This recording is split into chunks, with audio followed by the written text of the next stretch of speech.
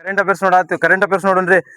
ಮೊನ್ನೆ ಅಂದ್ರ ಇತ್ತೀಚೆಗೆ ಲೋಕಾಯುಕ್ತ ನಮ್ ಲೋಕಾಯುಕ್ತಗ 40 ವರ್ಷದ ಆಚರಣೆ ಅಂತ ಆಗೈತೆ. 40 ವರ್ಷ ಕಂಪ್ಲೀಟ್ ಆಗ್ಯಾವ ಅಂತ ಅಂದಿದ್ವಿ. ಹೌದಲ್ಲ? 1884ರಾಗ ಸಾರಿ 1984ರಾಗ ಆಕ್ಟ್ ಮೂಲಕ 86ಕ್ಕೆ ಜಾರಿ ಬರ್ತೈತಲ್ಲ. ಇತ್ತೀಚೆಗೆ 40 ವರ್ಷ ಕಂಪ್ಲೀಟ್ ಮಾಡಿವ್ ನಾವು. 40 ವರ್ಷ. ಈ ಲೋಕ್ಪಾಲ್ ಎಂಬ ವರ್ಡ್ ಅನ್ನು ಮೊದಲ ಬಾರಿಗೆ ಭಾರತದಲ್ಲಿ ಯೂಸ್ ಮಾಡ್ದವ್ರು ಯಾರು? LN ಸಿಂಘಿ. ಯಾವಾಗ ಯೂಸ್ ಮಾಡ್ತಾರ?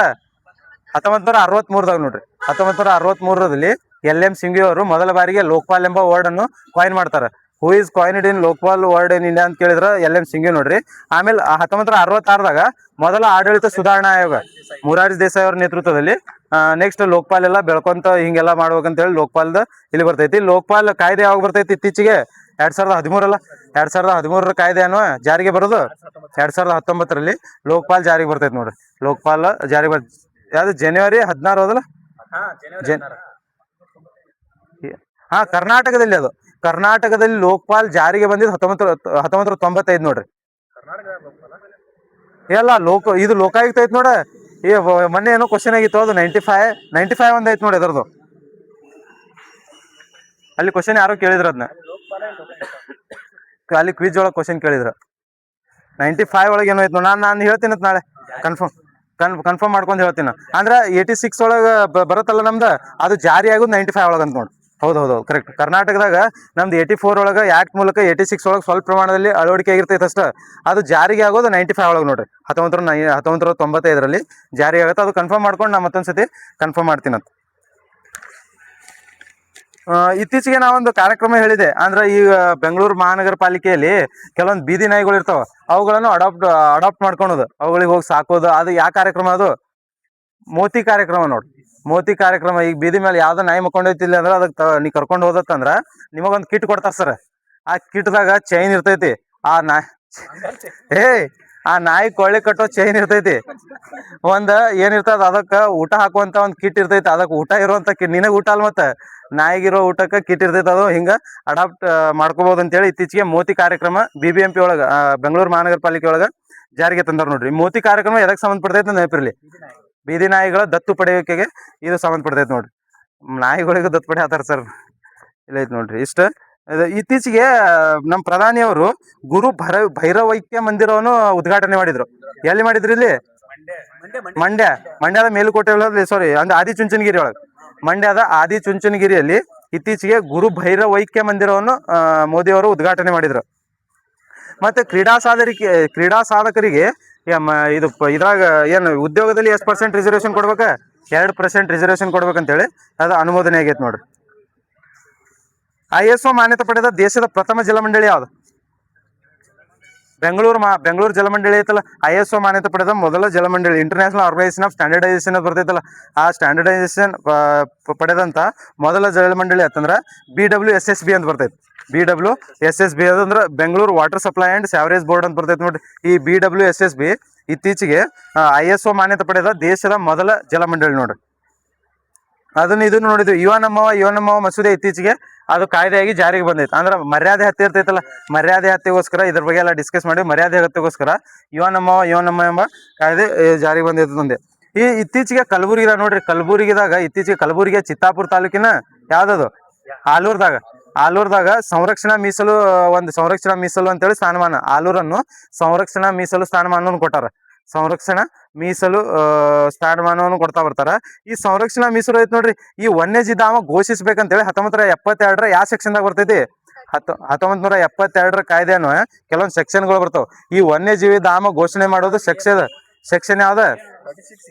38 ನೋಡ್ರಿ. ಕೇಂದ್ರದಾಗ ಅಂದ್ರೆ 38, ರಾಜ್ಯದಾಗ ಅಂದ್ರೆ 28. ಕೇಂದ್ರದಾಗ ಅಂದ್ರೆ 38, ರಾಜ್ಯದಾಗ ಅಂತಂದ್ರೆ 28 ಸೆಕ್ಷನ್ ಬರ್ತೈತಿ. ಅದು 36 ಏನತ್ತಂದ್ರ 36 ಸೆಕ್ಷನ್ ಪ್ರಕಾರ ಅಲ್ಲಿ ಏನಾದ್ರು ಈಗ ನಮ್ದು ಈ ಆಲೂರ್ದಾಗ ಘೋಷಣೆ ಮಾಡಿದ್ರು ನೋಡ, ಆ ಆಲೂರ್ದಾಗ ಘೋಷಣೆ ಮಾಡತ್ತೆ ಅಂದ್ರೆ ಆ ಗ್ರಾಮ ಪಂಚಾಯತಿ ಮತ್ತು ಗ್ರಾಮದವರ ಪರ್ಮಿಷನ್ ಪಡಿಬೇಕಂತೇಳಿ 36ನೇ ಸೆಕ್ಷನ್ ಹೇಳ್ತೈತಿ ನೋಡ್ರಿ. ಅಲ್ಲಿರುವ ಜನರ ಪರ್ಮಿಷನ್ ಪಡೆಯೋದು ಅನ್ನೋದು 36ನೇ ಸೆಕ್ಷನ್. ಇದು ವನ್ಯಜೀವಿ ಧಾಮಗಳನ್ನು ಘೋಷಣೆ ಮಾಡೋದು ಕೇಂದ್ರದೊಳಗ ಅಂದ್ರೆ 38, ರಾಜ್ಯದಾಗ ಅಂತಂದ್ರೆ 28 ನೋಡ್ರಿ. ಅಂದ್ರೆ ಸೆಕ್ಷನ್ ಅವು 2 ಸೆಕ್ಷನ್ಗಳು ನೋಡ್ರಿ. ಅಲ್ಲ ಅಷ್ಟೇ 28, ರಾಜ್ಯದಾಗ ಅಂದ್ರೆ 18, ಸಾರಿ ರಾಜ್ಯದಾಗ ಅಂದ್ರೆ 18, ಕೇಂದ್ರದಾಗ ಅಂದ್ರೆ 38 ನೋಡ್ರಿ. ಈ ಸೆಕ್ಷನ್ ಘೋಷಣೆ ಏನು 16ನೇದು ಇದು ಯಾವ್ದು? ಇದು ಆಲೂರು 20ನೇದೇನ? ಹಾಂ, 20ನೇ ವನ್ಯಜೀವಿ ಸಂರಕ್ಷಣಾ ತಾಣ ಅಂತ ನೋಡ್ರಿ ಇದು. 20ನೇ, ನಾ 16ನೇದು ಅನ್ಕೊಂಡಿದ್ದೆ, 20ನೇದು ಐತೆ ಅಂತ ನೋಡ. 20ನೇ ವನ್ಯಜೀವಿ ಸಂರಕ್ಷಣಾ ತಾಣ ನೋಡ್ರಿ. ಜೈವಿಕ ವೈವಿಧ್ಯತಾ ಕಾಯ್ದೆ ಯಾವಾಗ ಬರ್ತೈತಿ? 2002. 2020. 2002ಕ್ಕೆ ಈ ಜೈವಿಕ ವೈವಿಧ್ಯತಾ ಕಾಯ್ದೆ ಬರ್ತೈತಿ. 19 ಮೊದಲ ಅರಣ್ಯ ಕಾಯ್ದೆ ಯಾವಾಗ? 1927ರಲ್ಲಿ ಮೊದಲ ಅರಣ್ಯ ಕಾಯ್ದೆ. ನೆಕ್ಸ್ಟ್ 1972ರಾಗ ವನ್ಯಜೀವಿ ಸಂರಕ್ಷಣಾ ಕಾಯ್ದೆ. 1974 ಜಲಮಾಲಿನ್ಯ ಕಾಯ್ದೆ. 74. 80 ಅರಣ್ಯ ಸಂರಕ್ಷಣಾ ಕಾಯ್ದೆ ಅಂತಂದ್ರೆ 80 ಅಂದ್ರ 81 ಏರ್ ಆಕ್ಟ್. ವಾಟರ್ ಅಲ್ಲ, ಏರ್ ಆಕ್ಟ್ ನೋಡು. 81 ಏರ್ ಆಕ್ಟ್. ನೆಕ್ಸ್ಟ್ 86 ಪರಿಸರ ಸಂರಕ್ಷಣಾ ಕಾಯ್ದೆ. 86. ನೆಕ್ಸ್ಟ್ 2002 ಅಂತಂದ್ರೆ ಜೀವ ವೈವಿಧ್ಯತಾ ಕಾಯ್ದೆ. ಅದಕ್ಕಿಂತ ಮುಂಚೆ ಯಾವ್ದು ಬರ್ತೈತೆ ಮತ್ತೆ ಕಾಯ್ದೆ? 88 ಒಂದು ಬರ್ತೈತೆ. ಅಂದ್ರೆ 33%. ಈಗ ಒಂದು ಪ್ರದೇಶದಲ್ಲಿ ಕರ್ನಾಟಕದಾಗ ಐತೆ 100% ಒಂದು ಏರಿಯಾ ಐತಂದ್ರೆ ಅದ್ರಾಗ 33% ಅಳವಡಿಸ್ಕೋಬೇಕಂತೇಳಿ ಐತಿ. ಈ ಕರ್ನಾಟಕದ 18ನೇ IFS ಇದು ಏನು IFRS ರಿಪೋರ್ಟ್ ಪ್ರಕಾರ ಎಷ್ಟೈತಿ ನಮ್ದು ಅರಣ್ಯ? ಎಷ್ಟೈತಿ ಟೋಟಲ್ ಕರ್ನಾಟಕದ? 25.17 ನೋಡ್ರಿ. 25.17% ಕರ್ನಾಟಕ. 18ನೇ ರಿಪೋರ್ಟ್ ನೋಡಿದ್ದು. 18ನೇ ರಿಪೋರ್ಟ್ ನೋಡಿದ್ದು. ಇಂಡಿಯಾ ಸ್ಟೇಟ್ ಫಾರೆಸ್ಟ್ ರಿಪೋರ್ಟ್ ಅಂತ ಬರ್ತೈತೆ. 18ನೇ ರಿಪೋರ್ಟ್ ಬರ್ತೈತೆ ನೋಡ್ರಿ. ಇತ್ತೀಚೆಗೆ ಇದು ಆಲೂರೊಂದು ಅರಣ್ಯ ಸಂರಕ್ಷಣಾ ಮೀಸಲು ಅಂತೇಳಿ ಘೋಷಣೆ ಮಾಡ್ಯಾರ. ಅದಕ್ಕೆ ನ್ಯೂಸ್ ಒಳಗೆ ಐತದು. ಈ ಇತ್ತೀಚೆಗೆ ಸರ್ಕಾರಿ ಶಾಲೆಗಳಲ್ಲಿ ಟ್ಯೂಟರ್ ಅಂತೇಳಿ ಬಿಡುಗಡೆ ಮಾಡೋದು. ಅಂದ್ರೆ AI ಟ್ಯೂಟರ್ ಅಂತಂದ್ರೆ 8ರಿಂದ 12ನೇ ತರಗತಿಯವರೆಗೆ AI ಮೂಲಕ ಟೀಚಿಂಗ್ ಮಾಡೋದು. AI ಟೀಚರ್ ಇರ್ತಾರೆ ನೋಡ್ರಿ, ಅದ್ರ ಮೂಲಕ ಟೀಚಿಂಗ್ ಮಾಡೋಕಂತೇಳಿ AI ಟ್ಯೂಟರನ್ನು 8ರಿಂದ 12ನೇ ತರಗತಿಯವರೆಗೆ ಜಾರಿಗೆ ತಂದಾರ ನೋಡ್ರಿ. ಬಾಹ್ಯಾಕಾಶ ಶ್ರೇಷ್ಠತೆ. ಮತ್ತೆ ಇತ್ತೀಚೆಗೆ ಒಂದು ಅಂದಿದ್ದೆ ನಾನು, ಬೆಂಗಳೂರು, ಮೈಸೂರು ಮತ್ತು ಮಂಗಳೂರದಾಗ ಡೇಟಾ ಪಾರ್ಕ್ಗಳನ್ನು ಸ್ಥಾಪನೆ ಮಾಡತ್ತಾರ. ಇವು ಡೇಟಾ ಪಾರ್ಕ್ಗಳು ಎದಕ್ಕಂತಂದ್ರ ಇಲ್ಲಿ ಬಂದಿರ್ತಕ್ಕಂಥ ಈ ರಿನ್ಯೂವಲ್ ಎನರ್ಜಿ ಇರ್ತೈತೆ ನೋಡ್ರಿ, ಎಲೆಕ್ಟ್ರಿಸಿಟಿ. ಈ ಎಲೆಕ್ಟ್ರಿಸಿಟಿಯನ್ನು ಅಲ್ಲಿ ಸ್ಟೋರ್ ಮಾಡೋದು. ಅಲ್ಲಿ ಸ್ಟೋರ್ ಮಾಡಿ ಎಲ್ಲ ಕಡೆ ಸಪ್ಲೈ ಮಾಡೋದು. ಮಂಗಳೂರು ಮತ್ತು ಇದು ಮೈಸೂರು ಈ ಬೆಂಗಳೂರು, ಮೈಸೂರು, ಮಂಗಳೂರದಾಗ ಡೇಟಾ ಪಾರ್ಕ್. ಈಗ ಪಾವಗಡದಾಗ ಸ್ಥಾಪನೆ. ಪಾವಗಡದಾಗ ಸೋಲಾರ್ ಅಲ್ಲಿ ಎಲೆಕ್ಟ್ರಿಸಿಟಿ ರೆಡಿ ಆಗತ್ತೆ ನೋಡ್ರಿ, ಅದು ಬೆಂಗಳೂರದಾಗ ಬಂದು ಸ್ಟೋರ್ ಮಾಡೋದು. ಇವು ಮೂರು ಸೇರಿ ಎಷ್ಟು 1000 ಗಿಗಾವ್ಯಾಟ್ ಮಾಡ್ಬೇಕಂತ ಮಾಡ್ಯಾರ. 1000 ಮೆಗಾವ್ಯಾಟ್. 3 ಪಾರ್ಕ್ಗಳು ಒಟ್ಟು ಸಾಮರ್ಥ್ಯ 1000 ಮೆಗಾವ್ಯಾಟ್ ಐತಿ ನೋಡ್ರಿ. ಇವು 3 ಪಾರ್ಕ್ಗಳ ಒಟ್ಟು ಸಾಮರ್ಥ್ಯ 1000 ಮೆಗಾವ್ಯಾಟ್ ಐತಿ ನೋಡ್ರಿ. ಬೆಂಗಳೂರು, ಮೈಸೂರು ಮತ್ತು ಮಂಗಳೂರದಾಗ 3 ಡೇಟಾ ಪಾರ್ಕ್ ಸ್ಥಾಪನೆಗೆ ಅನುಮೋದನೆ ಪಡ್ಕೊಂಡೈತಿ ನೋಡ್ರಿ. ಇತ್ತೀಚೆಗೆ ಒಂದು ಬೆಂಗಳೂರದಿಂದ ಹೈ ಸ್ಪೀಡ್ ರೈಲ್ವೆ ಕಾರಿಡಾರ್ ಅನ್ನು ಮಾಡ್ಯಾರ. ಬೆಂಗಳೂರದಿಂದ ಚೆನ್ನೈ ಒಂದು, ಬೆಂಗಳೂರದಿಂದ ಹೈದರಾಬಾದ್ ಒಂದು ಬೆಂಗಳೂರದಿಂದ Hyderabad high speed railway corridor ಮಾಡ್ಯಾರ. ಮೊದಲ ಬಾರಿಗೆ ಭಾರತದಲ್ಲಿ ರೈಲ್ವೆ ಜಾರಿಗೆ ಬಂದಿದೆ ಅವಾಗ ಸರ್ 1853ರಲ್ಲಿ ಮೊದಲ ಬಾರಿಗೆ ರೈಲ್ವೆ. ಎಲ್ಲಿ? ಥಾಣೆದಿಂದ ಮುಂಬೈ ಟು ಥಾಣೆದಿಂದ 34 ಕಿಲೋಮೀಟರ್ ಏನೋ ಇರ್ತದಲ್ಲ, 34 ಕಿಲೋಮೀಟರ್ ಮುಂಬೈ ಟು ಥಾಣೆದಿಂದ ಮೊದಲ ಬಾರಿಗೆ ರೈಲ್ವೆ ಜಾರಿಗೆ ಬರುತ್ತೆ. ರೈಲ್ವೆ ಜಾರಿಗೆ ಬರಲು ಕಾರಣವಾದ ಗವರ್ನರ್ ಯಾರ? ಡಾಲ್ ಹೌಸಿ ಅವರು 1853ದಾಗ. ನಮ್ಮ ಕರ್ನಾಟಕದಲ್ಲಿ ರೈಲ್ವೆ ಜಾರಿಗೆ ಬಂದಿದ್ದ 59. ಒಂದೊಂದ್ಸತಿ 59 ಇರ್ಲಿಕ್ಕಂದ್ರೆ 64 ಹಾಕ್ರಿ. 59 ಏನಾದ್ರು ಇರ್ಲಿಕ್ಕಂದ್ರೆ 64 ನೋಡ್ರಿ. ಬೆಂಗಳೂರು ಟು ಜೋಲಾರ್ಪೇಟೆ 1959 ಅಥವಾ 1859 ಅಥವಾ 1864ರಲ್ಲಿ ಮೊದಲ ಬಾರಿಗೆ ಕರ್ನಾಟಕದಲ್ಲಿ ರೈಲ್ವೆ ಜಾರಿಗೆ ಬರ್ತೈತಿ. ಕಬ್ಬನ್ ಕಾಲದಲ್ಲಿ ನೋಡ್ರಿ. ಕಬ್ಬನ್ ಕಾಲದಲ್ಲಿ ಕಮಿಷನರ್ ಇರ್ತಾನಲ್ಲ ಅವಾಗ, ಕಬ್ಬನ್ ಕಾಲದಲ್ಲಿ ಇಲ್ಲಿ ಜಾರಿಗೆ ಬರ್ತೈತಿ ನೋಡ್ರಿ. ರೈಲ್ವೆ ಬೋರ್ಡ್ 1905 ಸ್ಥಾಪನೆ ಆಗತ್ತ. 1905 ರೈಲ್ವೆ ಬೋರ್ಡ್ ಸ್ಥಾಪನೆ ಆಗತ್ತ. ನಮ್ದು ಇವೆಲ್ಲ ಬೇರೆ ಬೇರೆ ಇದು ಅದಲ್ಲ, ಅವೆಲ್ಲ ಗೊತ್ತದ ನಿಮ್ಗೆ. ನಮ್ ನೈಋತ್ಯ ಝೋನ್ ಯಾವಾಗ ಸ್ಥಾಪನೆ ಆಗತ್ತ? ಸರ 2003 ಅಲ್ಲ, 2003ದಾಗ ನಮ್ಮ ನೈಋತ್ಯ ಝೋನ್ 2003ಕ್ಕೆ ಸ್ಥಾಪನೆ ಆಗಿ ಬರ್ತೈತಿ ನೋಡ್ರಿ. ಮೊದಲ ಮೆಟ್ರೋ ಅಲ್ಲಿ ಸ್ಥಾಪನೆ ಆಗತ್ತ ಕೋಲ್ಕತ್ತಾ ಹೋದಲ್ಲ. ಯಾವಾಗ? 1984 1984ರಾಗ ಕೋಲ್ಕತ್ತಾ ಮೆಟ್ರೋ ಆಗತ್ತ. ನಮ್ಮ ಮೆಟ್ರೋ ಯಾವಾಗ? 2011 ನೋಡಿ. ನಮ್ಮ ಮೆಟ್ರೋ ಪಿತಾಮಹ ಅಂತ ಹೇಳಿ ಕರಿತೀವಿ. ಶ್ರೀಧರನ್ ಅವ್ರನ್ನು ಮೆಟ್ರೋ ಪಿತಾಮಹ ಅಂತೇಳಿ ಕರಿತೀವಿ. 2011ರಾಗ ನಮ್ಮ ಮೆಟ್ರೋ ಸ್ಥಾಪನೆ ಆಗತ್ತೆ ನೋಡ್ರಿ. ನ್ಯಾಷನಲೈಸ್ ಆಗೋದು ರೈಲ್ವೆ 1951 ರೀ. 1951ರಾಗ ರೈಲ್ವೆ ನ್ಯಾಷನಲ್. ಈ ರೈಲ್ವೆ ಐತಲ್ಲ, ನಮ್ ರೈಲ್ವೆ ನೆಟ್ ಜೀರೋ ಕಾರ್ಬನ್ ಮಾಡ್ಬೇಕಂತ ಹೇಳಿ 100% ಎಲೆಕ್ಟ್ರಿಸಿಟಿ 2030 ನೋಡ್ರಿ. ನಮ್ದು normal India net zero carbon ಅಂದ್ರೆ 2070. ಇದು ನಮ್ದು ವರ್ಲ್ಡ್ ನೆಟ್ ಜೀರೋ ಕಾರ್ಬನ್ ಅಂದ್ರೆ 2050. ಆದ್ರೆ ರೈಲ್ವೆ ಒಳಗೆ ನೆಟ್ ಜೀರೋ ಮಾಡ್ಬೇಕಂದ್ರೆ 2030 ನೋಡ್ರಿ. ರೈಲ್ವೆ ಒಳಗೆ ನೆಟ್ ಜೀರೋ ಅಂತಂದ್ರೆ 2030ಕ್ಕೆ ರೈಲ್ವೆ ಒಳಗೆ ನೆಟ್ ಜೀರೋ ಮಾಡ್ಬೇಕಂತ ಮಾಡ್ಯಾರ. ಇಲ್ಲ ಐತಲ್ಲ. ಮತ್ತು ರೈಲ್ವೆ ಒಳಗೆ ಈ 100% ವಿದ್ಯುದೀಕರಣ ಮಾಡಿದ ಮೊದಲ ರಾಜ್ಯ ಯಾವ್ದ? ಹರಿಯಾಣ. ಹರಿಯಾಣ 100% ಎಲೆಕ್ಟ್ರಿಸಿಟಿಗೆ ಅಂದ್ರೆ 100% ಎಲ್ಲ ವಿದ್ಯುದೀಕರಣ ಮಾಡಿದ ಮೊದಲ ರೈಲ್ವೆಯಲ್ಲಿ 100% ವಿದ್ಯುದೀಕರಣ ಮಾಡಿದ ಮೊದಲ ರಾಜ್ಯ ಅಂತಂದ್ರೆ ಹರಿಯಾಣ ಬರ್ತೈತೆ ನೋಡ್ರಿ. ಹರಿಯಾಣ ಮೊದಲ ರಾಜ್ಯ ಅಂತೇಳಿ ಹೇಳ್ತೀವಿ. 1951ರಾಗ ನಮ್ಮ ರೈಲ್ವೆ ಬೋರ್ಡ್ ರಾಷ್ಟ್ರೀಕರಣ ಆಗತ್ತೆ ನೋಡಿ.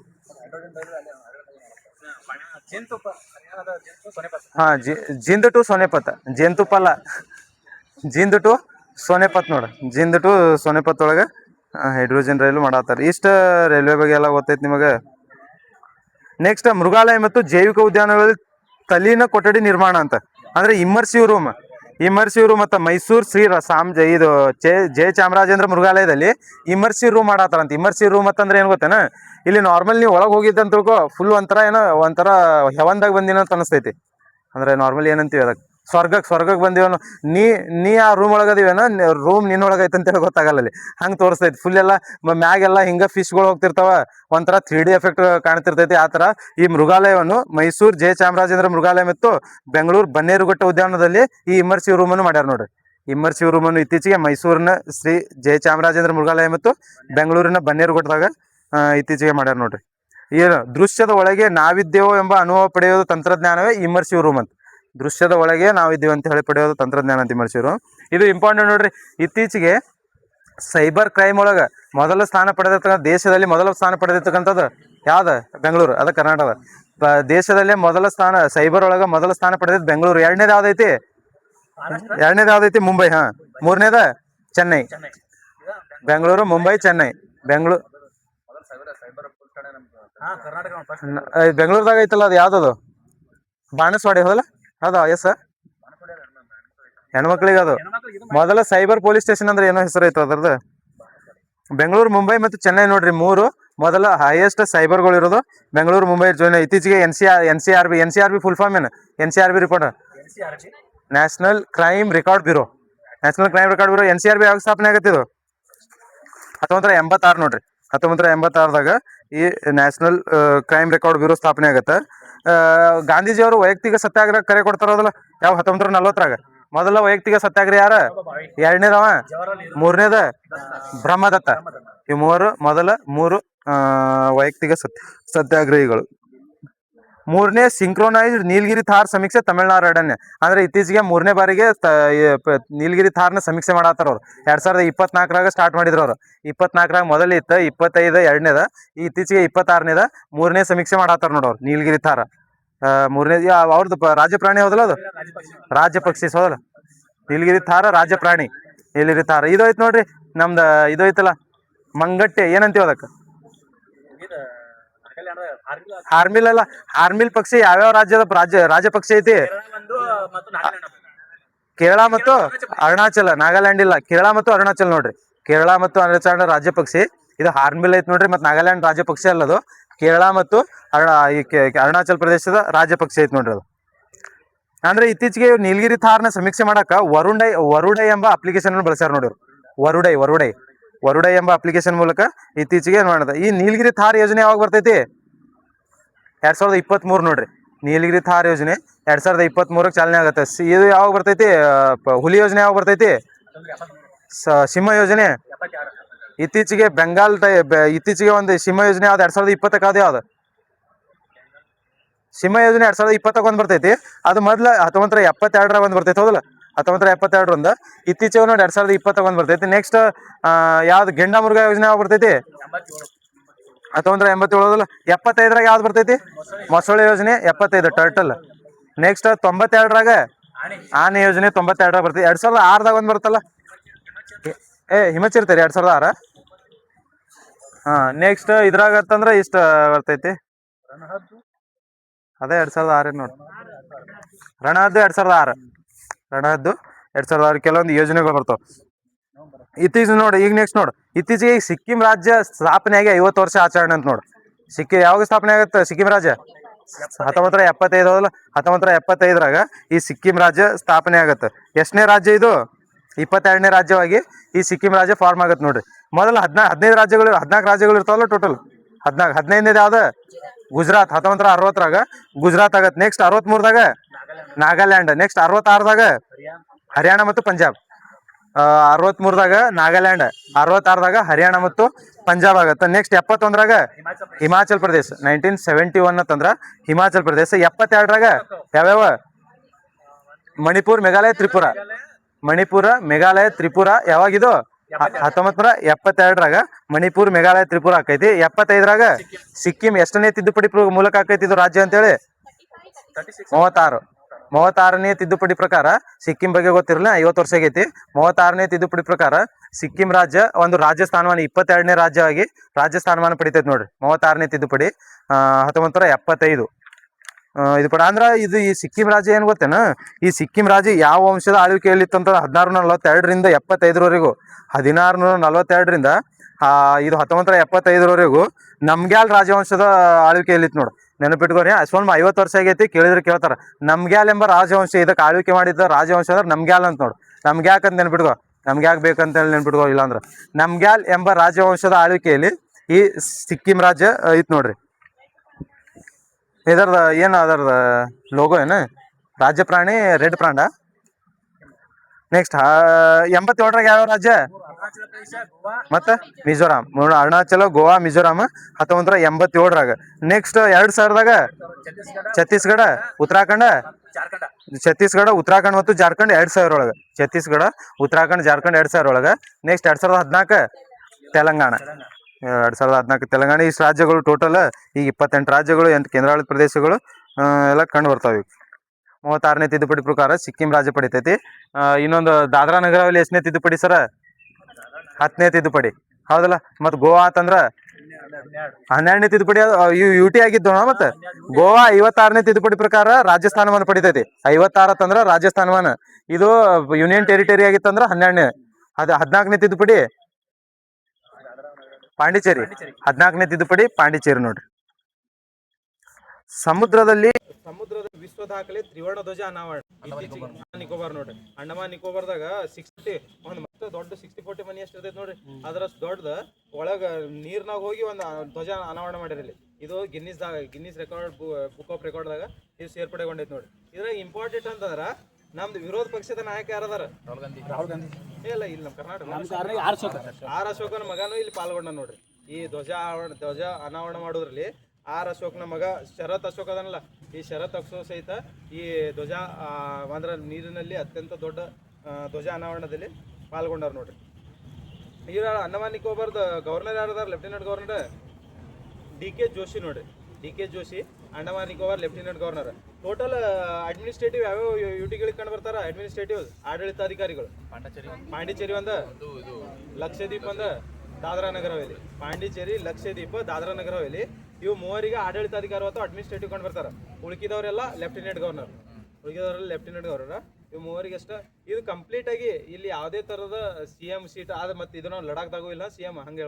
ಆದ್ರೆ ಇದು ರೂಲ್ಸ್ ಏನೈತೆ ಅಂದ್ರೆ ಅಡ್ಮಿನಿಸ್ಟ್ರೇಟಿವ್ ಅಂತಂದ್ರ ಯಾವುದೇ ತರದ CM ಮತ್ತು ಆತನ ಮಂತ್ರಿಮಂಡಲ ಇಲ್ಲಿ ಕಂಡು ಬರಲ್ಲ. ಇವು ಬೇರೆ ಇವು ಅದಾವ ನೋಡ್ರಿ, ಲೆಫ್ಟಿನೆಂಟ್ ಗವರ್ನರ್ ಅದಾವ ನೋಡ್ರಿ. ಅಲ್ಲಿ CM ಮತ್ತು ಮಂತ್ರಿಮಂಡಲ ಕಂಡು ಬರ್ಬೋದು. ಆದ್ರೆ ಅಡ್ಮಿನಿಸ್ಟ್ರೇಟಿವ್ ಹತ್ರ ಯಾವುದೇ CM ಮಂತ್ರಿಮಂಡಲ ನೋಡ್ರಿ. ದಾದ್ರಾ ನಗರ ಹವೇಲಿದಾಗ ಯಾರು CM ಅದಾರ? ಇಲ್ಲಿ ಪಾಂಡಿಚೇರಿಗೆ ಯಾರು ಅದಾರ? ಸಾರಿ ಪಾಂಡಿಚೇರಿ ಅಲ್ಲ, ಇದು ಅದ್ರಾಗ ಅಂದ್ರೆ ಅಡ್ಮಿನಿಸ್ಟ್ರೇಟಿವ್ ಅಲ್ಲದು ಚಂಡೀಗಢ. ಸಾರಿ ಪಾಂಡಿಚೇರಿ ಅಡ್ಮಿನಿಸ್ಟ್ರೇಟಿವ್ ಒಳಗೆ ಬರಲ್ಲ. ಅಲ್ಲಿ CM ಅದಾನ, CM ಇದ್ರೆ ಅಡ್ಮಿನಿಸ್ಟ್ರೇಟಿವ್ ಅಲ್ಲದು. ಚಂಡೀಗಢ, ದಾದ್ರಾ ನಗರ ಹವೇಲಿ ಮತ್ತು ಲಕ್ಷದ್ವೀಪ್ ನೋಡ್ರಿ. ಚಂಡೀಗಢ, ದಾದ್ರಾ ನಗರ ಹವೇಲಿ, ಲಕ್ಷದ್ವೀಪ ಇವು ಮೂರು ಅಡ್ಮಿನಿಸ್ಟ್ರೇಟಿವ್ ನೋಡ್ರಿ, ಆಡಳಿತಾಧಿಕಾರಿಗಳು. ಯಾವುದೇ ತರಹದ CMಗಳು. N ರಂಗಸ್ವಾಮಿ ಮೊನ್ನೆ ಹಾಕಿದ್ರಲ್ಲ ಮತ್ತೆ ಪಾಂಡಿಚೇರಿ ರಂಗಸ್ವಾಮಿ ಅವ್ರು ಸತತ ಬಾರಿ ಭಾಳ ಮೂರನೇ ಸಾರಿ ಏನವ್ರು ಚೇಂಜ್ ಆಗಿಲ್ಲನ. ಅಲ್ಲಿ ಫಸ್ಟಿಗೆ ಇದು ಬಂದಾಗಿಂದ ಚೇಂಜ್ ಆಗಿಲ್ಲ ಅವ. ಇತ್ತೀಚೆಗೆ ದಾಖಲೆ ಮಾಡ್ಯಾರ. ಮತ್ತೇನ್ ದಾಖಲೆ ಮಾಡ್ಯಾರ? ಮತ್ತೆ ಅಂಡಮಾನ್ ನಿಕೋಬಾರ್ದವ್ರ ಅಂತಂದ್ರ ಸಮುದ್ರದಲ್ಲಿ 22 ಮೀಟರ್ ಮನುಷ್ಯರ ಗೋಪುರ. ಈಗ ನಾವು ಇದು ಹೊಡಿತಾರ ಗೊತ್ತಾ, ಯಾವಾಗ ಸಂಕ್ರಾಂತಿ ದಿನ ಇದು ಮಾಡ್ತಾರ ನೋಡ್ರಿ, ಒಬ್ರ ಮೇಲೆ ಒಬ್ರ ಹತ್ತಿ ಒಂದು ಇದು ಹೊಡಿತಾರ ನೋಡ್ರಿ. ಆ ತರ ಮಡಿಕೆ ಹೊಡಿತಾರಲ್ಲ, ಆ ತರ ಒಬ್ರ ಮೇಲೆ ಒಬ್ರು 22 ಮೀಟರ್ ನೀರಿನೊಳಗೆ ಹತ್ತಿ ಒಂದು ರೆಕಾರ್ಡ್ ಮಾಡ್ಯಾರಂತ. ಮತ್ತೆ ಅಂಡಮಾನ್ ನಿಕೋಬಾರ್ದವ್ರ 2 ರೆಕಾರ್ಡ್ ನೋಡ್ರಿ. ತ್ರಿವರ್ಣ ಧ್ವಜ 60-40 ಒಂದಿಷ್ಟು ತ್ರಿವರ್ಣ ಧ್ವಜ ಇದು ಮಾಡಿ. ಮತ್ತೆ ಅಂಡಮಾನ್ ನಿಕೋಬಾರ್ದ ಲೆಫ್ಟಿನೆಂಟ್ ಗವರ್ನರ್ ನೆನ್ಪಿಟ್ಕೋರಿ, ಜೋಶಿ ಅದ ನೋಡ್ರಿ. ಜೋಶಿ ಅಂಡಮಾನ್ ನಿಕೋಬಾರ್ದ ಲೆಫ್ಟಿನೆಂಟ್ ಗವರ್ನರ್ ಬರ್ತಾನೆ ನೋಡ್ರಿ. ಇತ್ತೀಚೆಗೆ ದೇಶದ ಮೊದಲ ಖಾಸಗಿ ಚಿನ್ನದ ಗಣಿ ಯೋಜನೆ ಎಲ್ಲಿರಿ? ಆಂಧ್ರ ಪ್ರದೇಶ ನೋಡ್ರಿ. ಆಂಧ್ರ ಪ್ರದೇಶದ ಜೊನ್ನಿಗಿರಿಯಲ್ಲಿ ಇತ್ತೀಚೆಗೆ ಖಾಸಗಿ ಚಿನ್ನದ ಗಣಿ ಆರಂಭ ಮಾಡ್ಬೇಕಂತೇಳಿ ಹಮ್ಮಿಕೊಂಡಾರ. ಇದಕ್ಕೆ ಹೆಲ್ಪ್ ಮಾಡತ್ತಿದ್ದು ತ್ರಿವೇಣಿ ಅರ್ತ್ ಮೂವರ್ ಬರ್ತಾರ.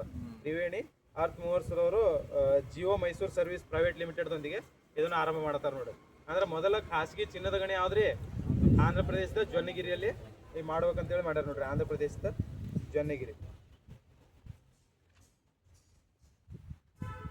ಸಾಗರ ಪ್ರಾದೇಶಿಕ ಯೋಜನೆ ಪ್ರಾರಂಭಿಸಿದ ದೇಶದ ಮೊದಲ ರಾಜ್ಯ ಯಾವ್ದ?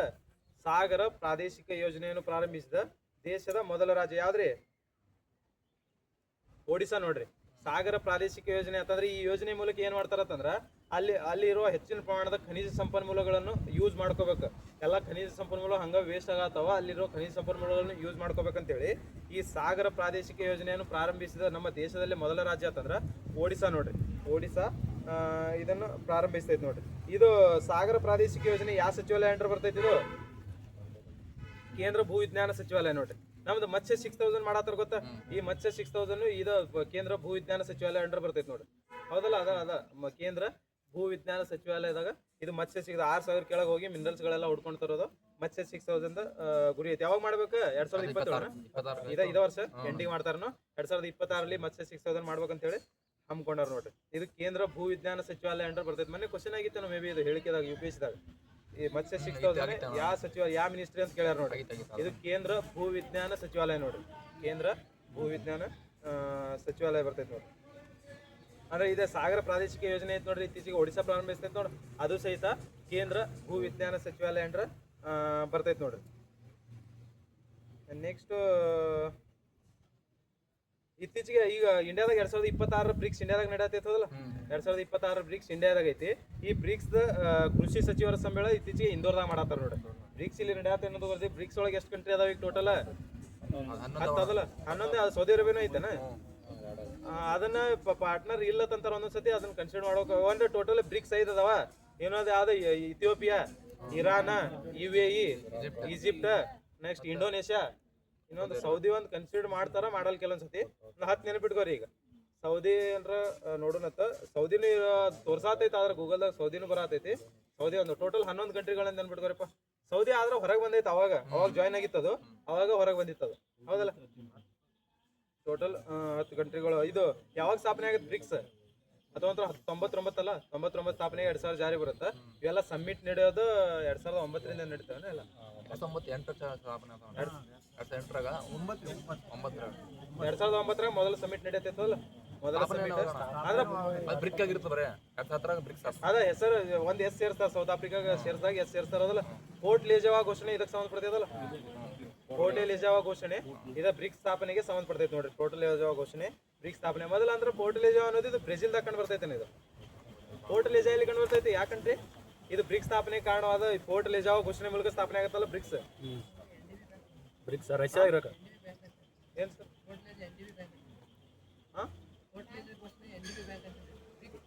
ಬ್ರಿಕ್ಸ್ ಬ್ಯಾಂಕ್ ಇಲ್ಲ, NDB ಅದ ಬ್ರಿಕ್ಸ್ ಬ್ಯಾಂಕ್. ಇದು ಸ್ಥಾಪನೆಗೂ ಐತಿ. ಬ್ರಿಕ್ಸ್ ಬ್ಯಾಂಕ್ ಸ್ಥಾಪನೆಗೂ ಪೋರ್ಟ್ ಲಿಜಾವಾ ಘೋಷಣೆ ಐತಿ ನೋಡಿ. ಅಲ್ಲೇನೋ ಬ್ರಿಕ್ಸ್ ಬ್ಯಾಂಕ್ ಸ್ಥಾಪನೆಗೆ ಏನದು? ಇತ್ತೀಚೆಗೆ 2026 ಇಂಡಿಯಾದಾಗ ಸಮಿಟ್ ಬ್ರಿಕ್ಸ್ ನಡೆಯತೈತಿ. ನೆಕ್ಸ್ಟ್ ಸಮಿಟ್ ಎಲ್ಲಿ ಐತಿ? 2027 ಸಮಿಟ್ ಎಲ್ಲಿ ಐತಿ? BRI China BRICS. China brick ಚೀನಾದಾಗ ಅಂದ್ರೆ 2025 ನಡೆದಿತ್ತು. ರಷ್ಯಾದಾಗ ಬ್ರೆಜಿಲ್ ಅದು ಒಂದು ಚೇಂಜ್ ಆಗೈತಿ ನೋಡಿ. ಮತ್ತೆ ಬ್ರೆಜಿಲ್ದಾಗ ನಡೆದೈತಿ. ರಷ್ಯಾ ಬಿಟ್ಟು ಇಂಡಿಯಾಗ ಬಂದೈತಿ. ಮಧ್ಯದಲ್ಲಿ 6 ಗ್ಯಾಪ್ ಆಗೈತಿ. ಬ್ರೆಜಿಲ್ದಾಗ ನಡೆದ 2025 ಬ್ರೆಜಿಲ್, 26 ಇಂಡಿಯಾ, 27 ಚೀನಾ. G20 ಟ್ರಯೋಕ ಏನೈತಿ ಈಗ? ದಕ್ಷಿಣ Africa, south Africa, USA, UK. ದಕ್ಷಿಣ ಆಫ್ರಿಕಾ, ಸೌತ್ ಆಫ್ರಿಕಾ, UK ನೋಡ್ರಿ. ಸೌತ್ ಆಫ್ರಿಕಾ, USA, UK ನೋಡ್ರಿ. ಟ್ರಯೋಕ ನೋಡ್ರಿ. ಇಂಡಿಯಾ ಅಂದ್ರೆ 2025 ಸೌತ್ ಆಫ್ರಿಕಾ, 26 USA, 27 UK ನೋಡ್ರಿ. ಇವು G20 ಟ್ರಯೋಕ ಕಂಡು ಬರ್ತೈತಿ. ಟ್ರಯೋಕ ಕಂಟ್ರಿಗಳು. ಬ್ರಿಕ್ಸ್ ಇತ್ತೀಚೆಗೆ ಕೃಷಿ ಸಮ್ಮೇಳನ ಇಂದೋರ್ದಾಗ ನಡೆಯತೈತಿ. 2026 ನಡೀತೈತಿ. ಭಾರತದ ಮೊದಲ ಆ್ಯನೋಡ್ ಮೆಟೀರಿಯಲ್ ಸ್ಥಾವರ ಅಂತ. ಆ್ಯನೋಡ್ ಮೆಟೀರಿಯಲ್ ಸ್ಥಾವರ ಈ ಲಿಥಿಯಂ ಅಯಾನ್ ಬ್ಯಾಟ್ರಿಗಳು ಬರ್ತಾವಲ್ಲ. ಈ ಲಿಥಿಯಂ ಅಯಾನ್ ಬ್ಯಾಟ್ರಿಗಳ ಸ್ಥಾವರ ಇತ್ತೀಚೆಗೆ ಭಾರತದಲ್ಲಿ ಮೊದಲ ಸ್ಥಾವರ ಅಂತಂದ್ರೆ ಪಶ್ಚಿಮ ಬಂಗಾಳದ ಹುಗ್ಲಿ ಜಿಲ್ಲೆಯಲ್ಲಿ ಮಾಡತ್ತಾರ ನೋಡ್ರಿ. ಆ್ಯನೋಡ್ ಬ್ಯಾಟ್ರಿಗಳ ಸ್ಥಾವರ ಅಥವಾ ಲಿಥಿಯಂ ಅಯಾನ್ ಬ್ಯಾಟ್ರಿಗಳ ಸ್ಥಾವರ ಇತ್ತೀಚೆಗೆ ಪಶ್ಚಿಮ ಬಂಗಾಳದ ಹುಗ್ಲಿ ಒಳಗ ಸ್ಥಾಪನೆ ಮಾಡತ್ತಾರ ನೋಡ್ರಿ. ಇಲ್ಲಿ ಕೆಲವೊಂದು ಕೃತಿಗಳು ಅದಾವ. ಗೋವೈದ್ಯ ಕೃತಿ ಯಾರ್ದೈತಿ? ಕೀರ್ತಿ ವರ್ಮ ಯಾರ ಆಸ್ಥಾನದಾಗ ಇರ್ತಾನ? ನೀವ ಹೊಯ್ಸಳ ಆಸ್ಥಾನ. ಹೊಯ್ಸಳ ಆರನೇ ಆರನೇ ವಿಕ್ರಮಾದಿತ್ಯ ಇದು ಕಲ್ಯಾಣ ಚಾಲುಕ್ಯ. ಕಲ್ಯಾಣ ಚಾಲುಕ್ಯರು 6ನೇ ವಿಕ್ರಮಾದಿತ್ಯನ ಆಸ್ಥಾನದಾಗ ಇರ್ತಾನ. ಮೊದಲ ಇವ ಕಲ್ಯಾಣ ಬಿಲ್ಲಣ್ಣ, ಇವ ಒಬ್ಬ ಬಿಲ್ಲಣ್ಣ, ಒಬ್ಬ ವಿಜ್ಞಾನೇಶ್ವರ, ಇವ್ರು ಮೂವರು 6ನೇ ವಿಕ್ರಮಾದಿತ್ಯನ ಆಸ್ಥಾನದಾಗ ಇರ್ತಾರ ನೋಡ್ರಿ. ಈ ಗೋವೈದ್ಯ ಅಂತಂದ್ರೆ ಕೀರ್ತಿವರ್ಮದ ಗೋವೈದ್ಯ ನೋಡ್ರಿ. ನೆಕ್ಸ್ಟ್ ಇಲ್ಲಿ ಆ ಜಾತಕ ತಿಲಕ ಯಾರ್ದಿದು? ಶ್ರೀಧರಾಚಾರ್ಯ ಅವ್ರದ್ದು. ಶ್ರೀಧರಾಚಾರ್ಯ ಅವ್ರದ್ದು ಜಾತಕ ತಿಲಕ ಐತಿ. ನೆಕ್ಸ್ಟ್ ಕಾವ್ಯಾವಲೋಕನ 2ನೇ ನಾಗವರ್ಮ. ಕಾವ್ಯಾವಲೋಕನ 2ನೇ ನಾಗವರ್ಮ ಐತಿ. ಮಲ್ಲಿನಾಥ ಪುರಾಣ 4ನೇ ನಾಗಚಂದ್ರ. ಮಲ್ಲಿನಾಥ ಪುರಾಣ 4ನೇ ನಾಗಚಂದ್ರ. ಇದು ಗೋವೈದ್ಯ ಯಾರ್ದ್ರಿ? 1ನೇ ಅಲ್ಲ, 1ನೇ ಕೀರ್ತಿವರ್ಮ ಅಂದ್ರೆ ನೀ ಅಲ್ಲಿ ಹೋಗ್ಬಿಡ್ತಿ. ಈ ಕೀರ್ತಿವರ್ಮ ಅನ್ನೋದು ಅವ ಕವಿವ, ಅವ ರಾಜ ಬೇರೆ. ಮತ್ತ ಈ ಕೀರ್ತಿವರ್ಮ, ಈ ಗೋವೈದ್ಯ ಕೀರ್ತಿವರ್ಮ ನೋಡ್ರಿ. ಇವ 6ನೇ ವಿಕ್ರಮಾದಿತ್ಯ ಇರ್ತೈತೆ. ಜಾತಕ ತಿಲಕ ಶ್ರೀಧರಾಚಾರ್ಯರು. ಕಾವ್ಯಾವಲೋಕನ 2ನೇ ನಾಗವರ್ಮ. ಮಲ್ಲಿನಾಥ ಪುರಾಣ ಯಾವ್ದ? 4ನೇ ಸೋಮೇಶ್ವರ ಅಲ್ಲ, 4ನೇ ನಾಗಚಂದ್ರ. 4ನೇ ನಾಗಚಂದ್ರ ಬರ್ತೈತಿ. ಇಷ್ಟು. Thank you. ನಾಳೆ ಮಾಡೋಣ.